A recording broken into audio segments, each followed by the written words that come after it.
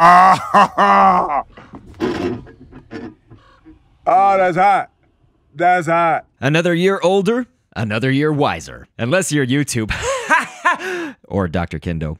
Yeah, sadly, it's been a really tough year for me. I don't know, I'm usually a YouTube defender and all. Company does some weird stuff that a lot of people don't like. But, I mean, YouTube Rewind, this year, I didn't like it. I actually could see some things, even in last year's Rewind, that I kind of liked or that I thought was cool. But, like, I know a lot of people slammed last year's as well. This year, just not good, I guess. But around this time, I do like to, of course, have the Dr. Kendo Commentaries YouTube Rewind, where we review the Scribblenauts creations, basically from January 1st, 2018 until now. So check this out. This will be the top 10 that I choose. And why don't you, of course, in the comments, leave your opinions on who or what you thought was the best creations of 2018. And then we'll touch base quickly on 2019. Let's do this! Top 10. While most of these are individual creations from 2018, some of them will be groups in the entire episode, wherever it makes sense. The top 10 creations, in my opinion, are as follows. Number 10, the Indo Raptor. I think it was more the episode in general that I liked, but I love dinosaurs, so I mean, Indo Raptor, awesome stuff. Number 9, Playtime. Playtime from Baldi's Basics? I don't know, just like a strange-looking character to some degree, I guess, as most Baldi's characters were. But Playtime was my favorite out of those, and the episode actually did really well for my channel. Obviously, I like that.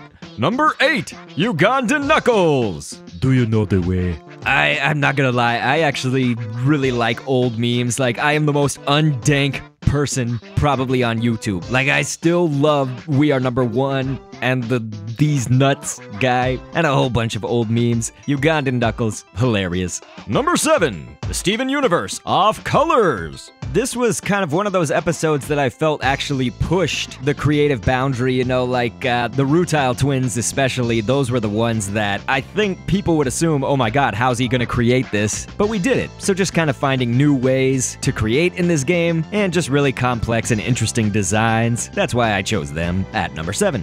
Number 6, Susie. From Deltarune, of course, Susie, probably one of my favorite characters in that game. But in Scribblenauts here, it was just one of those where overall it was like a creation that fell into place and just seemed so accurate to the actual games. You know, we used really weird stamps, a source object you might not have thought of. I guess just outside the box creation.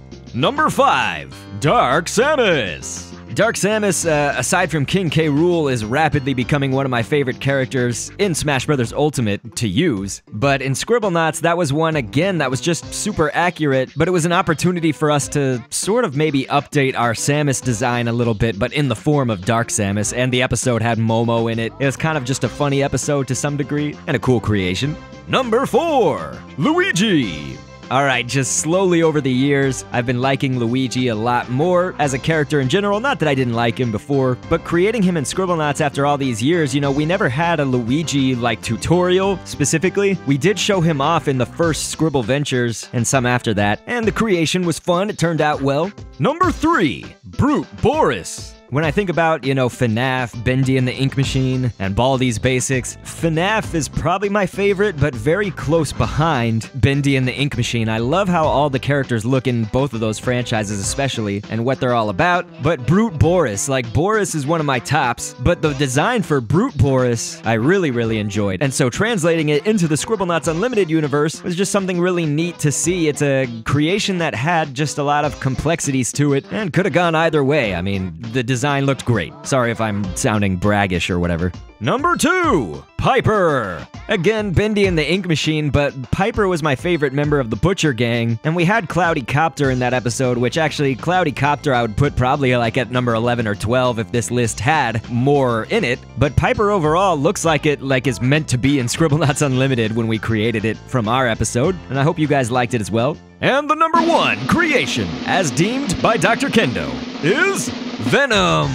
Alright, so the reason that Venom is number 1, it's a really tough decision for me to make. But for one, I love, just the Marvel Cinematic Universe, of course. But Venom was one of those that we really needed to redeem ourselves, I guess a place in time, of course, when I created it in the olden days. But I like that we got to do a remake, and it just turned out kind of better than I imagined it was going to. The episode was really fun, and the creation just kind of has everything that I like. The look to it mainly is what I'm going off of. But again, it was really tough. Between the two, Bendy and the Ink Machine creations below, it's almost a tie with Venom. I hope you guys agree, but of course leave your comments down below to tell me who you think was the greatest. You can do it as a list or just one character, whatever. So that's it. Was it what you expected or not? I definitely want to hear from you. I do want to say, I mentioned it was really hard for Dr. Kendo commentaries this year. That's definitely true. Now, we did hit one of the highest points we have hit in the summer in a long time. So, doing all those Baldi's Basics things was actually great for the channel. I know that I also received some hate, which was really foolish, so don't worry about that. But the Baldi's creations were really good for the channel. But just since then, I think we had a small spike with Beast Bendy and all that. But ultimately, the channel's been really suffering, and I think, we've been doing this series for about 6 years now, and I guess I'm trying to do new stuff, but it's I think what's happening is a lot of my subscribers are getting older and they grow out of my series. Now, normally that was not a problem in years past because I would pick up new viewers more than would unsubscribe or more than would just not view. But to that point, though, I have a really, really low subscriber viewership. So, I have almost 200,000 subscribers. We're so close at the time of this recording, but only about 6 to 8% actually view my videos, and it's pretty common. You look at PewDiePie, he's got 74 million or something like that at the time of this recording, and he gets about 1 to 3 million on his videos. Now, that's a lot because it's in the millions, but when you look at it in terms of 74 million to 1 million or 3 million, but it's the same, with channels that have 250,000 subs, they might only have, 1,000 to 5,000 views per video. Just depends on the topic sometimes, but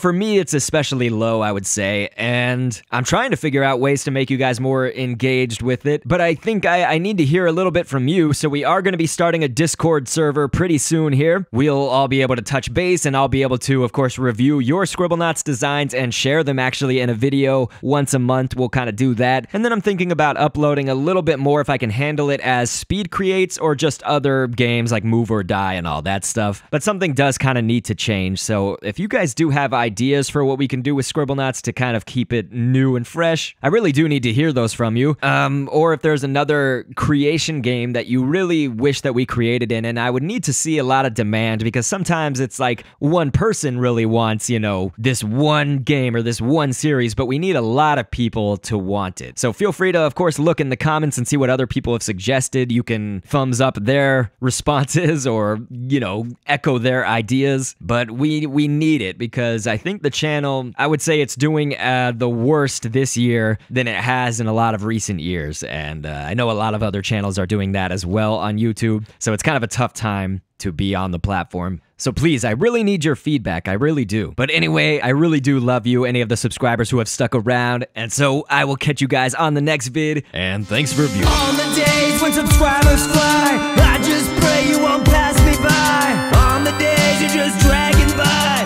I'll pick you up and we will never die. Oh, that's hot. That's hot.